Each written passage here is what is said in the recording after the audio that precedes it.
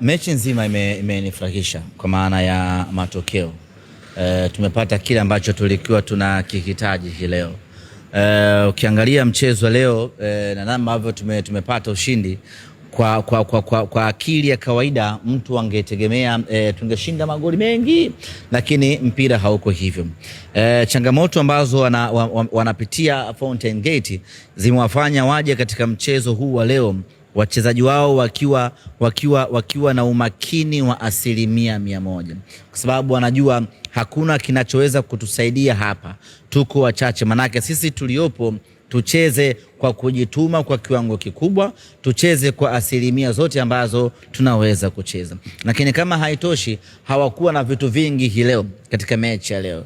Yani hawakuja kutafuta ushindi wala nini. Leo walikuja na kazi moja tu ya kuzuia, na wakaifanya kazi hiyo kwa 100%. Kwa hiyo ushindi wa magoli 3 kwetu wana Simba ni ushindi mnono mno, na ni mshindi wenye kutia faraja kubwa sana namna ambavyo tumeuanza msimu safari hii. Usajili wake ulikuwa na maneno mengi. Mara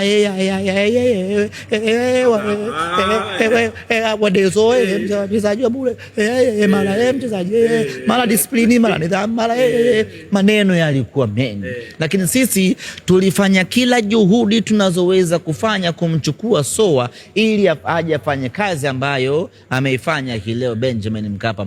Kazi ya Soa ni kufunga tu, na ana uwezo mkubwa wa kufunga.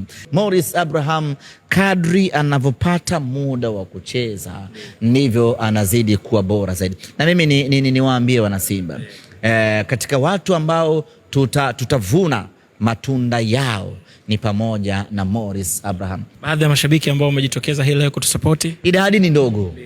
Mimi binafsi sijaridhika na idadi hii. Ni ndogo sana kwa mechi ya kwanza, kwa ukubwa wa Simba. Idadi ni ndogo kweli kweli. Kwa hiyo nichukue nafasi hii kuwaomba wana Simba, tunapaswa kuiunga mkono timu yetu.